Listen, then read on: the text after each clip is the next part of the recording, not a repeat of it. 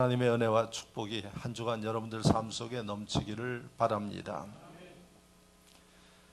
행복하기를 다 원하시죠? 행복한 삶이 되기를 바랍니다.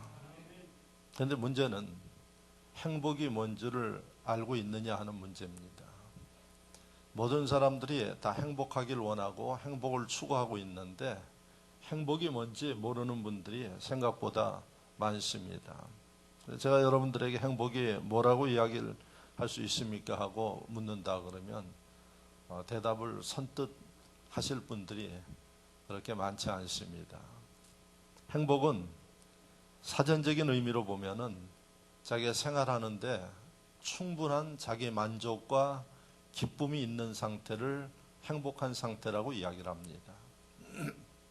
그러니까 충분히 자기가 생각하는 것 이상으로 자기 만족이 있고 기쁨이 있는 사람들, 그 사람들이 스스로 행복한 사람이다 이렇게 이야기를 합니다. 그럼 문제가 뭔고 하니 첫째는 이 의미를 모른다는 이야기입니다.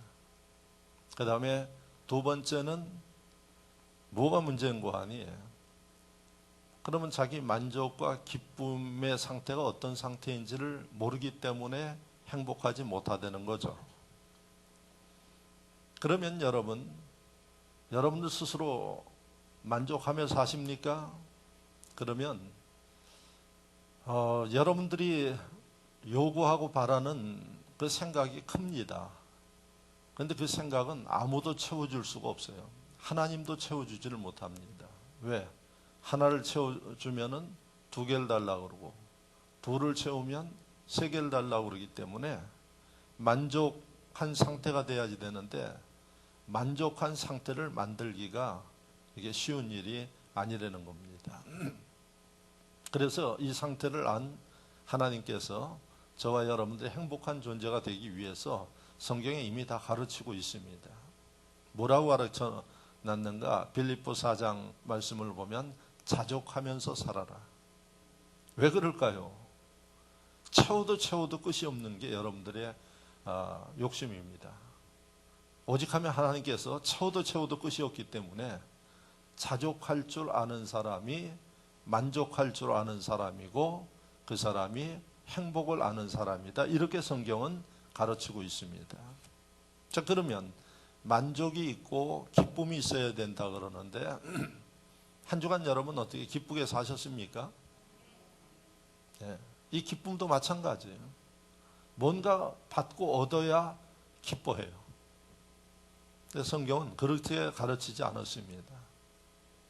그러니까 교회를 다니는 심령들 가운데서도 성경을 읽고 하면서도 하나님이 뭐라고 말씀하시는지를 잘 모르고 신앙생활을 하기 때문에 마음이 기쁨이 없어요.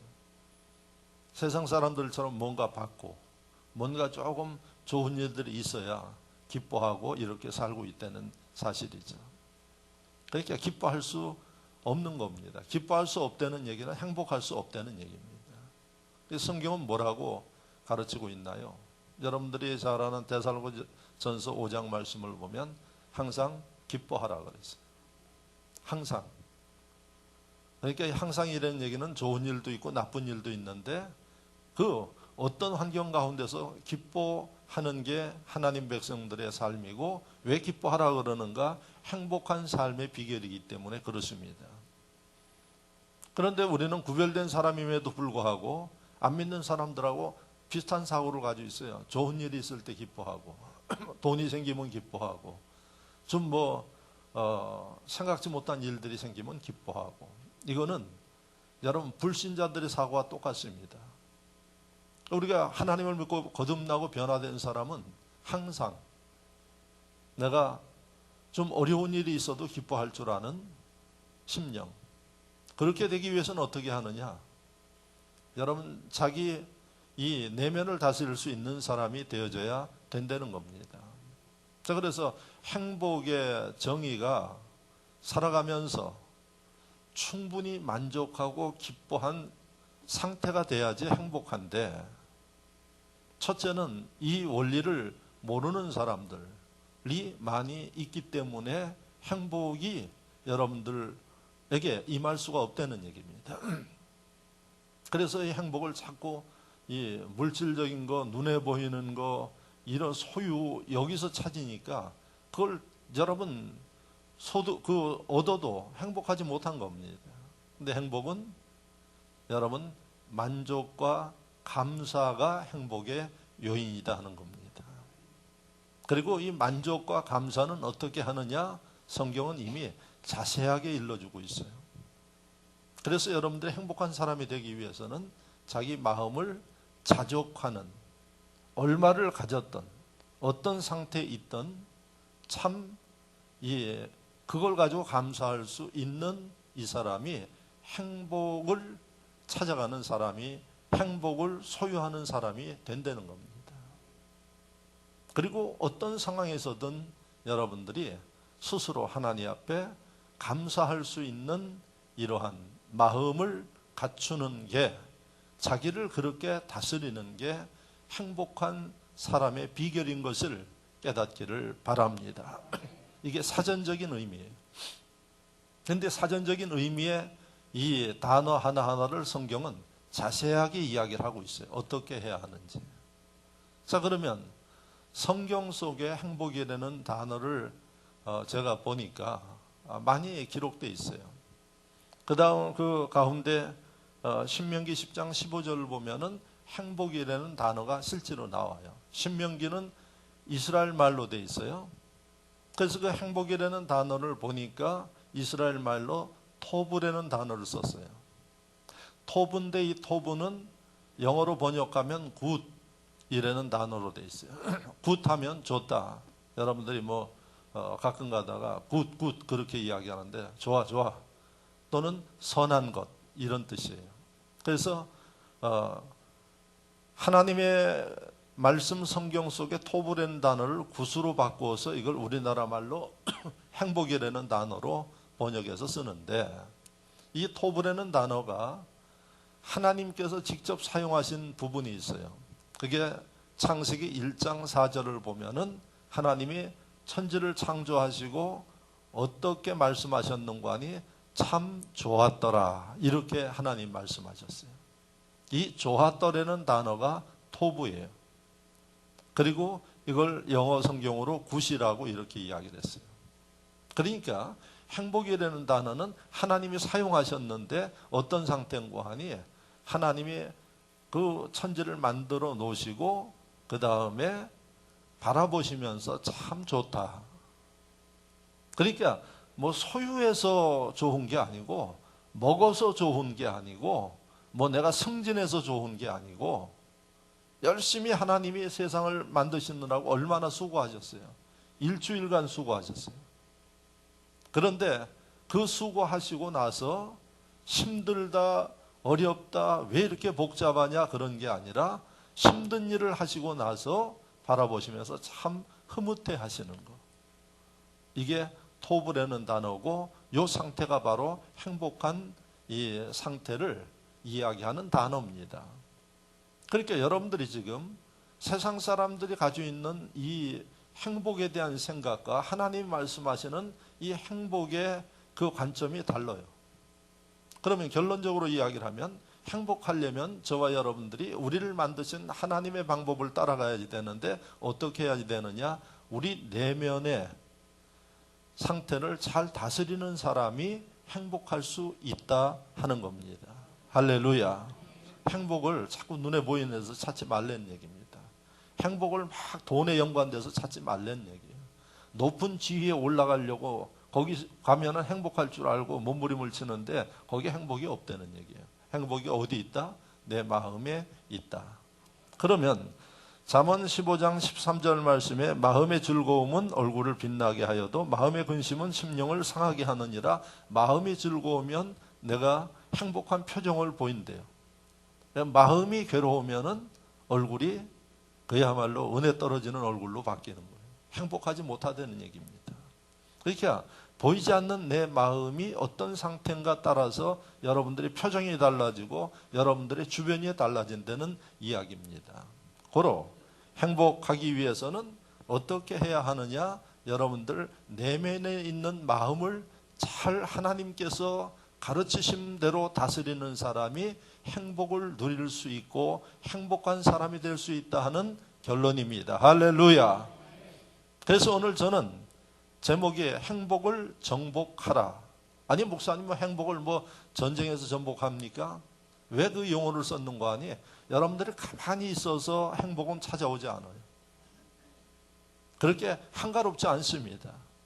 여러분들이 잘못된 행복에 대한 생각을 가지고 가치관을 가지고 있는데 행복이 여러분들에게 옆에 있어도 여러분들은 그 행복을 발견하지 못해요. 그래서 행복을 정복하려는 얘기는 하나님의 말씀을 듣고 그 말씀을 따라서 행복을 소유하기 위해서 여러분들이 도전해 나가는 이 심령들이 행복한 사람이 될 수 있고 그 심령들이야말로 행복을 누릴 수 있다는 사실을 기억하시기를 바랍니다. 정복하기 위해서는 알아야지 되고 깨달았으면 그 다음에 행동해야 이게 여러분 성취할 수 있는 겁니다. 여러분들이 기도만 하고 앉아가지고 하나님 행복하게 해주십시오, 저를 축복해 주십시오 그런다고 축복이 옵니까? 성경을 보면 하나님의 분복을 받으려면 첫째 하나님이 어떤 사람을 축복하는지를 알아야지 되고 두 번째 알았으면 하나님이 가르치신 방법을 따라 행해야지 되고 할렐루야. 그리고 하나님의 때를 기다릴 줄 아는 사람에게 축복이 오는 겁니다. 여러분 그냥 가만히 있어서 손 놓고 축복해 주십시오 하는데 하나님이 축복하는 거 봤습니까? 성경 어디를 뒤져도 그런 내용은 없습니다. 그래서 행복도 마찬가지입니다. 우리는 행복하게 살아야지 됩니다. 왜? 하나님이 우리를 만드셔서 이 땅에 보내셨을 때 행복하게 살라고 보내주셨습니다. 그런데 여러분들의 삶을 흐트러 놓고 복잡하게 만들고 불행하게 만드는 사단의 역사 속에 그 사단이 가르치는 방법과 가치관을 가지고 움직여 나가니 이게 되겠느냐 하는 얘기입니다. 그래서 우리는 오늘 말씀을 듣고 하나님께서 원하시는 뜻대로 여러분들이 지켜나가서 행복을 다 여러분들 것으로 소유하는 정복하는 역사가 있기를 축원합니다. 축원합니다. 자, 그러면 앞서 이야기한 대로 행복은 손에 잡히는 거 눈에 보이는 데 있는 게 아니라 하나님의 말씀에 의하면 내 마음에 있어요. 내 마음에. 그래서 오늘 본문에 말씀을 여러분들과 함께 보려고 하는 게 바로 예수님이 정확하게 마음에 뭐가 있고 어떻게 해야 하는지를 일러주고 있어요. 그래서 오늘 5절에 예수님이 우리에게 말씀하시기를 너희 안에 이 마음을 품어라 이렇게 돼 있어요. 5절 말씀 너희 안에 이 마음을 품으라 곧 그리스도 예수의 마음이니. 여러분들 마음속에 예수 그리스도의 마음을 품고 계십니까? 그분들은 행복할 수 있어요. 왜? 예수님 말씀이니까. 오늘 생각해 보십시오. 내 마음에 예수 그리스도의 마음이 있는지. 예? 이게 행복의 비결이기 때문에 예수 그리스도의 마음이 있어야 돼요. 그런데 여러분들의 마음을 돌이켜보니까 세상 것들로 가득 차 있어요. 세상 것들에 대한 집착, 또 세상 것들에 대한 여러 가지 복잡다단한 생각, 사람들과의 갈등 문제 이런 것들이 가득 차서 뭐라고 이야기하냐면 마음이 복잡합니다 그래요. 그러면 행복이 없어요. 왜 이렇게 내 마음이 무겁고 복잡한지 모릅니다. 그러니까 행복이 없는 거예요. 그래서 예수님 오늘 분명히 말씀하시기를 너희 안에 이 마음을 품으라, 예수 그리스도의 마음을 품으라 그래요. 그럼 예수 그리스도의 마음이 어떤 마음일까요? 그것까지 오늘 말씀하고 있어요. 그래서 그 다음에 말씀을 보면 이렇게 이야기를 하고 있습니다. 7절 말씀에 오히려 자기를 비워 종의 형체를 가지사 사람들과 같이 되셨고 그랬어요. 자기를 비워. 예수 그리스도의 마음, 어떤 마음인 거 아니? 그 마음을 비운 상태예요. 마음을 비우니까 어떤 모습을 갖고 있는 거 아니? 하나님의 아들이시지만은 사람과 같이 생활한다는 얘기예요. 마음을 비우지 못하면 못하는 거예요. 내가 그래도 하나님의 아들이고 하나님이 나와 함께 하시는데 여러분 그런 마음을 가지고 어떻게 사람들하고 죄 많은 사람들과 함께 어울릴 수 있겠습니까? 여러분들도 살아가면서 이렇게 보면은 자기하고 좀 어떤 이 학력의 차이나 경제적인 차이나 있고 그러면 대체적으로 사람들은 우월감을 가지고 살아요. 자기가 좀 낫다는 거죠. 이런 것들 때문에 끊임없이 갈등이 생겨요. 그런데 예수 그리스도는 누구십니까? 하나님의 아들이셔요. 그런데 하나님의 아들이신 예수님이 육신을 입고 이 땅에 오셔서 마음에 하나님의 아들인 것, 자랑스러운 것, 모든 거 다 버리셨어요. 그러니까 어떻게 죄 많은 인생들과 함께 살아가는 겁니다. 그게 바로 예수 그리스도의 마음이에요. 그랬더니 이 마음을 가졌더니 하나님이 어떻게 해주셨는가? 오늘 9절 말씀 다 같이 읽어보겠습니다. 이러므로 하나님이 그를 지극히 높여 모든 이름 위에 뛰어난 이름을 주사. 할렐루야, 할렐루야. 모든 마음을 다 비우고 낮췄더니 하나님이 이 예수 그리스도를 모든 이름 위에 뛰어난 이름으로 만드셨어요. 최고의 존재로 하나님이 만드셨대요. 할렐루야. 행복하겠습니까? 아니겠습니까? 행복한 거예요. 그래서 우리를 오늘 행복을 정복하기 위해서 하나님 말씀을 보니까 무엇을 다스려야 됩니까? 내 마음을 다스려야지 돼요. 내 마음을 다스려서 예수 그리스도의 마음을 갖고 예수 그리스도가 가르침을 따라서 움직이면 하나님이 결국은 우리를 예수 그리스도처럼 높여주시고, 할렐루야, 신명기 말씀에 의하면 남에게 구워줄지언정 구임받지 아니하고, 할렐루야, 머리에 대고 위에 있게 만드시고 꼴이 되게 만들지 않는다고 합니다. 그게 하나님의 약속이요 하나님의 법칙입니다. 자, 그러면 오늘 이 말씀을 보면서 행복하기 위해서 내 마음을 다스려야 되는데 예수 그리스도처럼 마음을 비워야 된다는 이야기입니다. 여러분, 내 마음을 비울 때 바로 하나님께서 그것을 보시고 예수님처럼 높여주시고 머리 되게 만드신 데는 말씀을 하셨는데 못 비울 게 뭐가 있습니까? 첫째, 여러분들이 행복을 정복하기 위해서 여러분들의 마음을 비우셔야 돼요.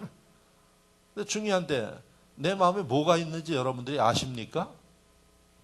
여러분 마음에 뭐가 있는지 아셔요?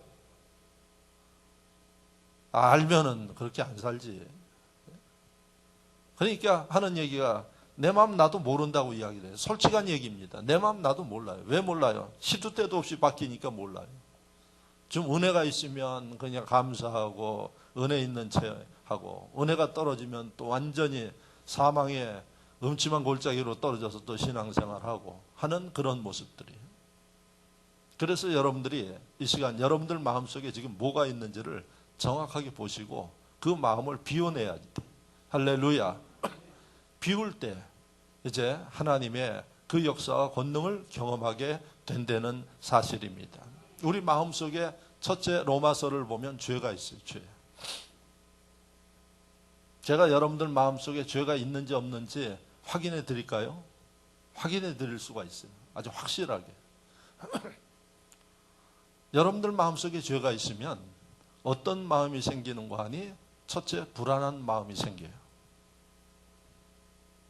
다시 이야기를 하면 여러분들 마음속이 불안해진다는 얘기는, 불안하다는 얘기는 뭐 큰 문제 때문에 불안한 거 아니에요. 마음의 죄 때문에 불안해요. 자, 제가 여러분들에게 실례를 들으면 살아오면서 죄를 안 지어본 사람은 없어요. 다 죄를 지어봤어요. 심지어 부모한테 거짓말했어요. 죄죠? 어려서. 그러면 어때요, 여러분? 부모한테 거짓말하고 이번에 장로교 종로가 가면 연동교회에 있고 그 연동교회 담임 목사님이 이성희 목사님이에요. 자주 만나 뵙는 훌륭한 목사님인데 그 아버님 목사님도 아주 훌륭한 이상근 박사라고 우리나라에 유명한 주석을 쓴 분이에요. 그래서 그분이 올해 이성희 목사님이 올해 장로교회 총괄하는 최고의 지도자가 됐어요. 그런데 그분이 자기가 총회장이 되는 그 자리에 90이 넘은 어머니를 모셨어요. 그러니까 이 무릎이 아파서 잘 걷지를 못하는데 어머니를 모셔가지고 뭐라고 이야기를 했는고 하니 자기가 어려서 뭐 사먹고 싶은데 우리가 일상적으로 많이 써먹었던 방법이에요. 사먹고 싶어가지고 책을 사는데 책값을 얼마를 올려서 엄마한테 돈을 받았대요. 그래가지고 가서 책을 사고 그거 가지고 실컷 먹고 들어왔대요. 그랬더니 어머니가 부르더니 너 그렇게 거짓말하느냐 벌써 딱 알고. 왜? 아니 다른 애들 다 듣지 이야기를. 그러니까 보통 어머니 같으면 그냥 넘어가고 그럴 수 있느냐 그러는데 이 어머니가 부르더니 뭐라 하는 거 아니 오늘 너 죽고 나 죽자 그러더래요. 예? 아니 그런 어머니가 어디 계셔? 저도 그렇게 했는데, 예? 제가 그 얘기 듣고 얼마나 이 마음이 찔리는지요. 그분이 그 전체 목사님들이 있는 데서 그래요. 우리 어머니가요. 어머니 서 있는데 글쎄 그날 저녁에 갔더니 너 죽고 나 죽자 그러면서 얼마나 어머니가 막 그냥 야단을 치고 저기 하는지 자기가 그때 절대로 거짓말하지 말아야겠다 생각을 했대요. 그렇지 않아도 두근두근 해가지고 왔대요. 왔는데 어머니가 쪽집게처럼 그러시더니 한다는 게 너 죽고 나 죽고 그 아버지가 미국에서 유학하고 계실 때인데 어머니가 그렇게 호되게 저기 해가지고 그때 이후로 자기는 거짓말을 해본 적이 없대요. 그분이요 제가 여러분들에게 이야기해요. 지금도 밤 10시 되면 주무셔요. 새벽 3시 되면 일어나서 활동을 하시고 그 어머니의 그 이야기에 충격을 받아가지고 거짓말을 안 했는데 가뜩이나 어린 마음에 이게 들키면 어떡하나 하고 갔는데 그래가지고 그때 충격을 지금까지도 잃어버리지 않고 어머니 서 있는 데서 그런 이야기를 한 거예요. 여러분 무슨 얘기인 거 아니? 어린아이든 어른이든 어른이 돼가지고 좀 하도 죄를 지으면 이제 웬만큼 죄 지어도 끄떡도 없어. 그건 뭐 감각도 없어. 그 죄를 밥 먹듯이 하기 때문에 그래요. 그러니까 지옥까지. 예? 지옥 가면서도 자연스럽게 갈 거예요. 그런데 제대로 된 사람들은 조금만 죄를 지어도 마음이 쿵덩쿵덩하면서 불안해져요. 그게 무슨 사인이에요? 너 죄 지었다는 사인이에요. 그거 어떻게 해야 되겠어요? 그 상태로 자꾸 반복되면 바늘도둑이 뭐가 돼요? 알기는 잘하죠. 소도둑이 돼. 소도둑이 되면 어떻게 될까요? 감옥 가야지 돼. 예? 그거 버릇 못 고치면은 지옥 가 마지막에는. 그러니까 여러분들 마음속에 죄가 있어요. 그런데 어떻게 이 죄에 대해서 관용을 해요? 뭐 이 정도는 뭐 남이 안 보니까 넘어가죠. 그러니까 행복이 없는 거예요. 그래서 제일 먼저 예수 그리스도의 마음을 갖기 위해서는 여러분들 마음속에 죄를 버려야지 돼요. 이 죄의 문제를 다스려야 됩니다. 그러면 뭐가 없어져요? 불안이 없어져. 불안이 없어지면 어떻게 주무실 수 있나요? 발 뻗고 주무실 수 있어요. 네? 마음의 평안을 유지할 수 있어요. 안 먹어도 편안해. 그런데 여러분 죄를 지어 보세요. 먹어도 이게 불편해요. 먹어도 이게 건강하지를 못해요. 그래서 여러분들이 쉽게 생각하는 죄의 문제는 여러분들의 행복의 걸림돌이 된다는 사실을 기억하시기를 바랍니다. 그래서 하나님이 우리에게 그걸 아시고 뭘 줬어요? 회개하도록 줬어요. 회개. 예? 그래서 여러분들이 행복하려는 사람은 회개를 잘하는 사람이 되셔야지 돼요. 그리고 여러분들이 이 죄에 대해서 항상 조심하고 경계하는 이게 행복의 비결이다. 자, 두 번째 여러분들 마음속에 뭐가 있어요? 고집이 있어요. 고집. 예? 그랬더니 한 얘기가 뭐 우리나라 고집에 최고집, 강고집, 안고집 뭐 있다 그러는데 김씨 씨 다 고집 있어요. 내가 보니까. 강씨만 고집 있는 게 아니라 고집이 다 있어요. 제가 교인들에게 이렇게 권면하고 이야기 들으면 권면해서 이야기 듣는 사람은 내가 볼 때는 10%도 안 돼요. 오늘 제가 보니까 우리 휴기 형제 제가 지난 주간에 기도하면서 잘 들어라 듣고 하나님이 내게 주신 그 감동과 레마가 있는데 이렇게 해야 분복받는다 이야기를 하니까 오늘 잘 듣고 아주 하네. 네? 저렇게 들어야지 돼. 그런데 안 듣는 사람은 안 들어요. 왜 그럴까요? 그 마음에 고집이 있어요. 그걸 우리가 아집이라 그래요. 아집. 여러분 죄종들이 이야기하는 얘기 들어서 손해날 사람은 한 사람도 없어요. 왜? 여러분들을 위해서 기도하기 때문에 그래요. 그리고 여러분들을 위해서 기도할 때 여러분들이 못 알아들으니까 하나님이 누구에게 감동해요? 저한테 감동하는 거예요. 그래서 제가 여러분들한테 가끔 권면을 해요. 근데 망할 사람은 안 들어요. 왜? 아집이 있어서. 아집은 왜 있나요? 자기가 안 죽었어. 우리가 예수를 믿고 죄를 회개하면은 옛사람은 다 죽어야지 돼. 그럼 그때부터 하나님 말씀하시면 듣는 거예요. 이사야 선지자가 뭐라 그래서 제가 한번 지난 주간에 이야기를 했죠. 주님, 내가 여기 있나이다. 나를 보내소서 들었어요. 언제 그렇게 됐어요? 하나님 그 은혜를 받으니까 그런 고백이 나와요. 그래서 여러분, 자기의 고집과 생각은 다 묻어둬요. 그러니까 하나님이 어떨 때는 뭐 이해가 안 되는 말씀을 하셔도 자아가 죽었기 때문에 순종을 하는 거예요. 그러니까 여러분들이 아이 목사님 저는 다 죽었어요. 자존심도 버리고 다 죽었습니다. 죽기는 뭐가 죽어요? 예? 그것도 제가 검증을 해볼까요? 여러분도 고집과 아집이 살았나 안 살았나 이걸 검증할 수 있어요. 어떻게 검증해요? 여러분들이 하나님이 믿어지지 않는 이야기를 하고 주의 종이 믿어지지 않는 이야기를 해도 여러분들이 순종하느냐 안 하는가 보면은 고집이 살았나 안 살았나 알 수 있어요. 여러분, 내 아집이 살아서 순종을 못하는데 어떻게 하나님이 여러분들 삶 속에 행복을 주시겠어요? 하나님은 무엇을 좋아해요? 제사보다 순종을 좋아해요. 순종이 제사보다 낫다. 할렐루야. 뭐 하나님이 여러분들 뭐 복종 강요하기 위해서 그러시는 거예요? 왜냐하면 당연히 회개하고 자아가 죽은 사람은 어떤 말씀을 하셔도 순종해요. 그 순종하는 심령들 위해 하나님이 축복하시기 때문에 행복해질 수밖에 없다는 거예요. 그래서 여러분들 마음속에 이런 아집과 혈기와 이런 것들을 여러분들이 당연히 다스려야 이 행복한 존재가 될 수 있다는 사실입니다. 그 다음에 세 번째, 뭐가 문제가 되어져요? 욕심이 문제예요. 욕심이 있어요. 그럼 목사님 살아가면서 욕심이 있어야죠. 욕심이라는 것은 우리가 미래에 대한 소망과 욕심은 달라요. 미래에 대한 우리의 계획과 소망이 있어야 돼요. 그건 욕심이 아니에요. 근데 여러분들이 분에 넘치는 생각을 갖는 것은 욕심이에요. 여러분들이 먹는 것도 하나님이 적정하게 먹게끔 그렇게 우리의 위장을 만드셨어요. 그런데 만약에 적정하게 만드는 그 위장을 풍선처럼 부풀릴 정도로 그렇게 집어넣으면 이게 욕심이에요, 여러분. 그러면 성경에 뭐라 그랬나요? 욕심이 잉태하면 야고보서 1장 15절에 죄를 낳고 죄가 장성하면 사망을 낳는데요. 여러분, 우리 위 옛날 사람들이 밥통이라고 그럽니다. 밥통. 예? 이 밥통도 적당히 넣어야지. 이걸 갖다가 꾸역꾸역 넣어가지고 여러분 부풀리면 나중에 밥통 터지는 거예요, 이게. 그렇게 욕심이 먹는 것도 적절하게 먹어야 돼. 모든 거에 대해서 욕심이 있으면, 욕심을 다스리지 못하면 소유도 그래요. 노는 것도 그래요. 노는 것들 욕심 부리면 게으름이에요.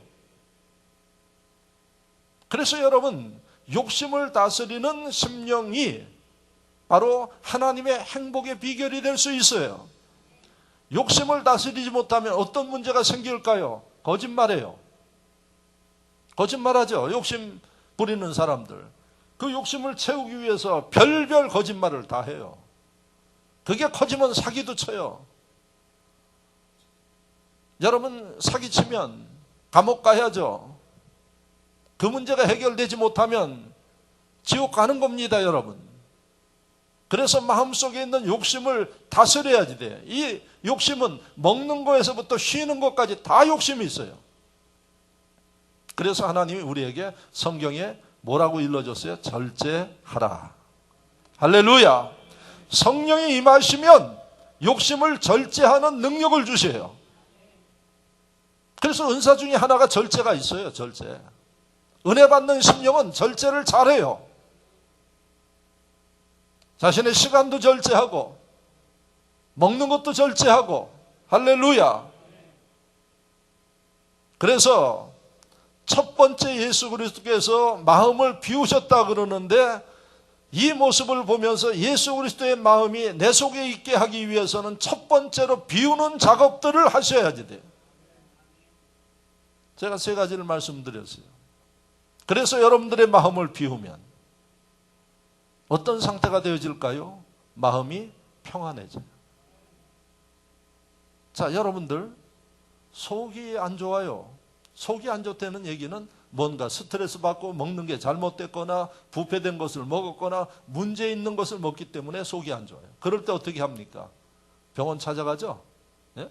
병원 가면 의사들이 뭐라고 처방해요? 약도 주지만은 이제 당분간은 먹지 말고 금식하십시오. 이렇게 이야기를 해요.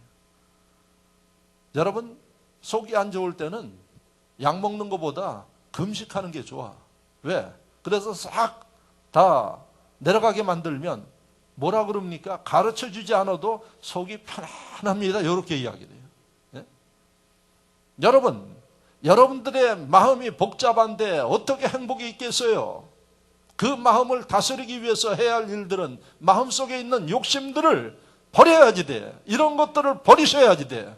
내버리면 그 다음에 뭐가 들어오는 거 하니? 마음의 시원함을 여러분들이 느낍니다. 할렐루야. 그래서 예수 그리스도의 마음이 여러분 어떤 마음인 거 아니? 버리는 마음이에요. 다 버리고 그러면 이 마음에 여러분들이 홀가분하고 시원함을 느껴요. 자, 이게 첫 번째예요. 그러면 그 마음에 우리가 어떻게 해야지 될까요? 그 다음에 비워졌으니까 채워야지 되겠죠. 할렐루야. 채우는데 옛날에 믿지 않을 때, 욕심 부릴 때 그런 걸로 채우는 게 아니라 주님이 말씀하신 하나님의 은혜로 채우는 심령이 여러분 행복할 수 있다는 사실입니다. 그래서 두 번째, 비운 마음 속에 여러분들 은혜로 채워서 항상 은혜 가운데 사셔야지 돼. 은혜 가운데 사셔야지 돼. 한 주간 은혜 가운데 사셨습니까? 그러면 여러분도 행복할 수 있어요. 그런데 한 주간 세상 사람들과 똑같이 그냥 아둥바둥 살고 여러분 세상 사람들과 같은 치열한 경쟁과 문제 가운데 살아간다고 그러면 절대 행복할 수가 없어요. 왜? 비운 마음 속에 은혜가 채워져 있어야 은혜로 인해서 행복한 삶을 누리기 때문에 그렇습니다. 여러분, 비워서 편안한 그 마음 속에 은혜가 채워지면 강해져요. 더욱더 여러분들 내면에 놀라운 변화가 일어납니다. 어떤 변화가 일어날까요? 제가 한번 설교했죠. 은혜는 성경의 용어로 보면 카리스예요. 카리스라는 이 단어가 은혜인데 이 카리스라는 단어에서 나오는 단어들을 보면 카라라는 단어가 나와요. 이 카라라는 것은 어떤 의미를 가지고 있는 거 아니? 기쁘다 하는 그런 단어예요. 이게 다 카리스라는 은혜라는 단어에서 다 한 이 의미로 사용하고 있어요. 그 다음에 이 은혜라는 단어에서 뭐가 나오는 거 하니? 유카리스테오라는 이 단어가 은혜라는 단어에서 나오는데 이건 번역하면은 감사하다 하는 뜻이에요. 그러니까 은혜라는 단어 속에 보면은 뭐가 있는 거 아니? 기쁨이 있는 게 은혜고 그 다음에 은혜가 있는 사람은 감사가 특징적으로 나온다는 거예요. 성경에 사용하는 용어 속에서 우리가 발견하면 은혜가 안 보여요. 그런데 여러분들이 은혜 있는 사람이다 이렇게 이야기를 해요. 그렇죠? 사람을 보면 은혜 있는 사람인지 없는 사람인지 그걸 보시죠, 여러분들이. 그래서 저분은 참 은혜가 있어. 그 기준이 뭔고 하니 카리스라는 이 은혜라는 단어 속에 나오는 속성이 있는데 하나는 기쁨이라는 게 있어요. 그리고 감사해요. 그러니까 여러분들이 은혜로운 사람이다 하는 사람을 보면은 항상 기쁘게 살아요. 표정이 밝아요. 그리고 말하는 거 보면은 원망과 짜증스럽지 않고 항상 감사해요. 그리고 칭찬해요. 높여줘요. 맞습니까? 그 사람들을 여러분들이 가르쳐 주지도 않았는데 어떻게 그렇게 잘 알아서 은혜로운 사람이라고 이야기를 합니다. 여러분들 모습을 보십시오. 내 내면에 나의 삶 속에 이런 기쁨이 있느냐 하는 얘기예요. 여러분들 얼굴 여러분들이 못 보니까 아침 저녁으로 거울 좀 보세요. 여자분들은 열심히 거울 보시더만 제가 보니까 식당에서도 보고 차 타면서도 보고 근데 남자들은 얼굴 볼 시간이 별로 없는데 얼굴 좀 보셔요. 예? 여러분들 얼굴을 보면은 여러분 은혜가 있는 사람은 기쁨이 있어요. 그리고 말하는 것 들어보면 감사해요. 그래서 행복하기 위해서, 여러분들이 행복을 정복하기 위해서 해야 할 일은 내 마음속에 이 은혜가 있도록 해야 하는데, 이 은혜가 있느냐 없느냐 하는 그 기준이 뭔고 하니, 기뻐하냐 감사하냐.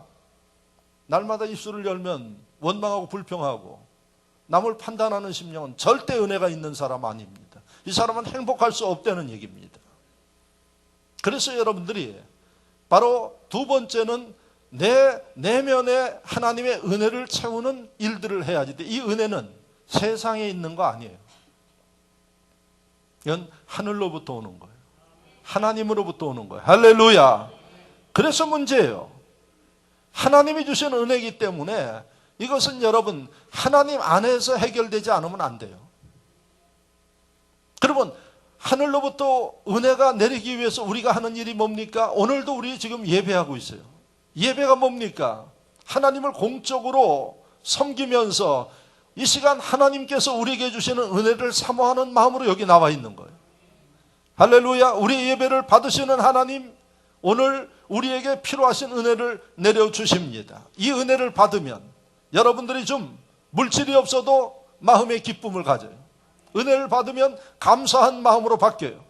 그리고 여러분들이 한 주간 세상 나가서 그렇게 생활하는 겁니다. 그럼 어떤 역사가 일어날까요? 하나님이 기뻐하는 마음을 가지고 성령께서 동행하는 여러분들을 위해 필요하면 지혜도 주시고 능력도 주시고, 내가 할 수 없는 일들을 할 때는 하나님이 도와주시기도 하고, 필요하면 사람도 붙여주시고, 할렐루야, 홍해바다를 가르신 하나님의 능력이 나타나고 생각하지 못하는 일들이 일어나는 것입니다.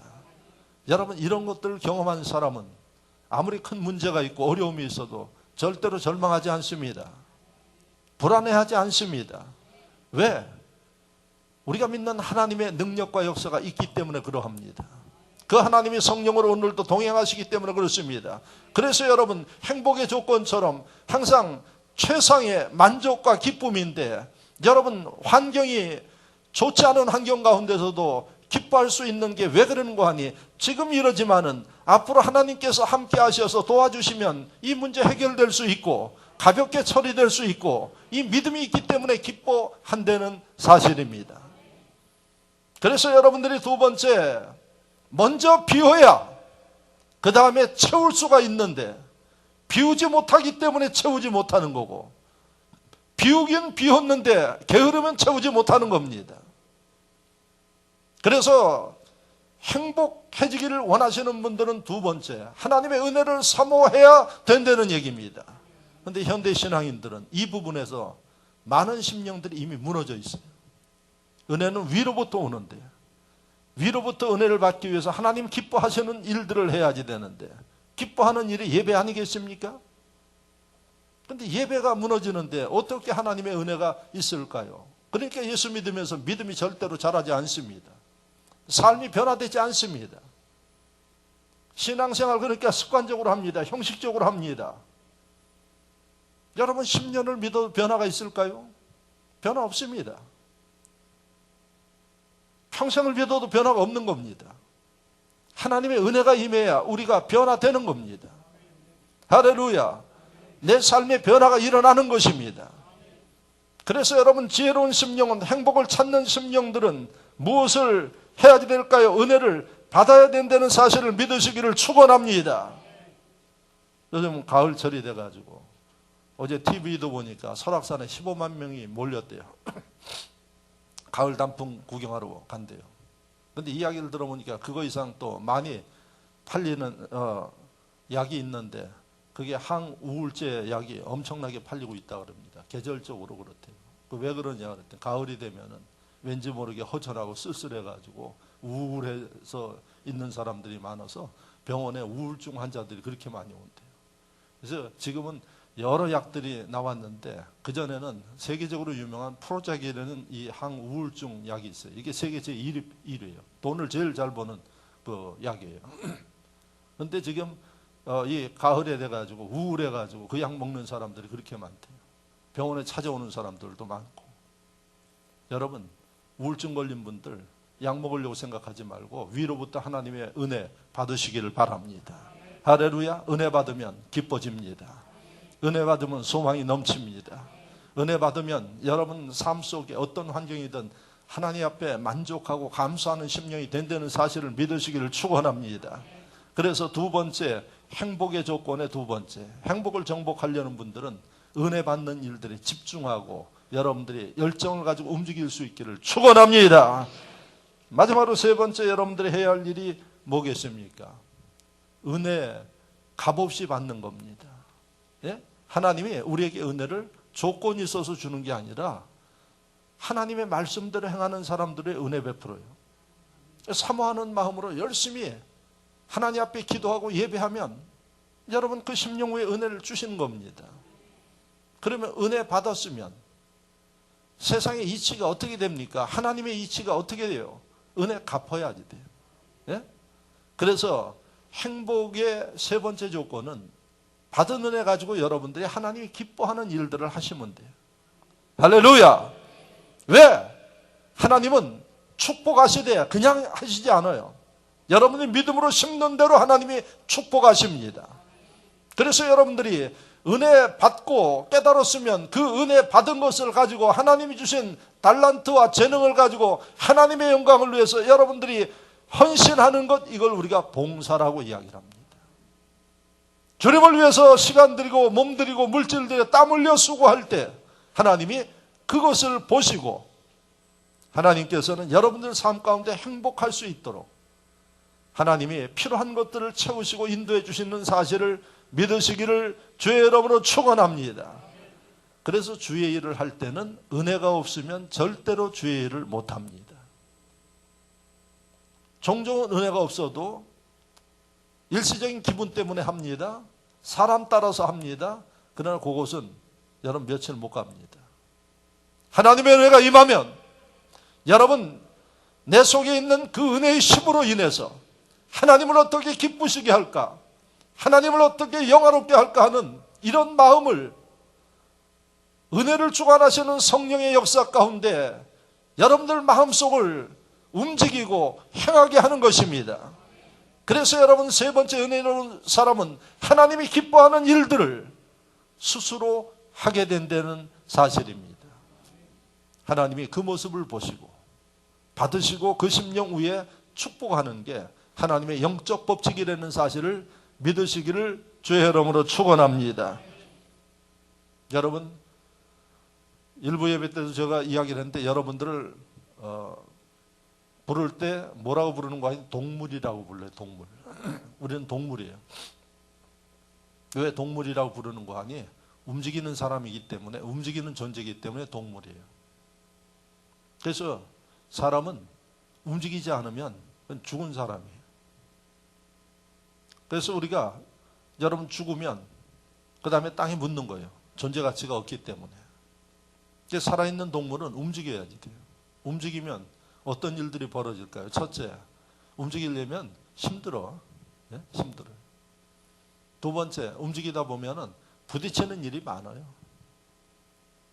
그러니까 움직인다는 이 자체는 쉬운 일이 아니에요. 그만큼 힘도 써야지 되고 스트레스도 받고 그 가운데 살아가는 게 동물이에요. 즉 하나님이 일하면서 살도록 우리를 만드신 거예요. 그러니까 하나님의 영광을 위해서 일을 하고 세상 가운데서 일을 하는 게 동물이 책무예요. 그런데 사람들이 뭐라고 붙이는 거 아니에요? 특히 철학자들이 사람은 동물 중에 동물인데 동물 중에서 동물이에요. 그래서 고등동물이라고 그래요. 고등동물은 뭔가 아니 생각하는 기능을 가지고 움직이는 동물이에요. 개나 돼지나 이것들은 시키는 대로 하는 거예요. 주는 대로 먹고 시키는 대로 해요. 그런데 사람은 그렇게 안 해요. 고등이에요. 고등. 만물을 다스리는 동물이기 때문에 스스로 판단하고 생각하면서 움직여야지 돼요. 그래서 여러분 일을 하더라도 억지로 밀어서 하고 시켜서 하는 게 아니라 여러분 하나님이 축복하는 그러한 존재는 하나님의 생각을 알아서 본인이 알아서 움직이는 거예요. 그래서 여러분 세 번째 은혜 받은 사람이 이제 하나님의 영광을 위해서 은혜를 가지고 봉사해야지 되는데 어떻게 하는 거다? 스스로 알아서 하나님 기뻐하는 일을 찾아서 하는 거예요. 그러니까 하나님 이 심령들을 위해 축복하는 거예요. 이 심령들을 쓰시는 거예요. 그래서 여러분 행복의 세 번째 조건은 뭔고 하니 여러분들이 주의 일을 하는데 스스로 찾아서 움직여야지 돼. 누가 시켜서 어거지로 하면 피곤해요. 기분 나빠요. 그렇지 않습니까? 이렇게 하라. 기분 나빠요. 그럼 지가 알아서 해야지. 알아서 못하니까 시키는 거 아니겠어요? 하나님의 생각이 똑같아요. 그래서 하나님 명령하는 거예요. 이건 하라, 이건 하지 말아라 이야기를 함에도 불구하고 행복을 잃어버린 심령은 고집부리고 자기 멋대로 움직여 나가는 거예요. 하나님은 인격적인 분이시기 때문에 그럼 그 사람 판단과 생각대로 나가게 놔두십니다. 그래서 나중에 뭐 합니까? 후회하고. 하나님 앞에 회개하고 돌아오는 사람이 누구예요? 탕자의 비유예요. 그래서 여러분들이 성경만 잘 봐도 하나님께서 어떤 사람 위에 축복하시고 행복하게 이끄시는가 하는 것들을 알 수 있어요.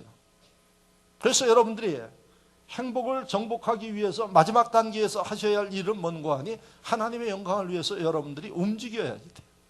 움직이되 시켜서 움직이지 말고 하나님께서 기뻐하는 일들을 스스로 판단하면서 움직여 나가는 심령, 이 심령들을 위해 하나님이 기뻐하시고 이 심령들을 쓰신다는 사실을 믿으시기를 축원합니다.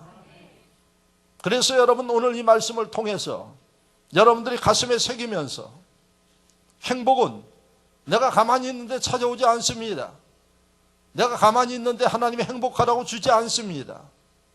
여러분 도전하고 노력하는 심령들을 위해 하나님은 행복할 수 있도록 길을 열어주시고 인도해 주시고 부족한 것은 채워주시고 능력을 주시어서 여러분들 행복하고 머리대고 위에 있는 삶을 이루게 하신다는 사실을 믿으시기를 축원합니다.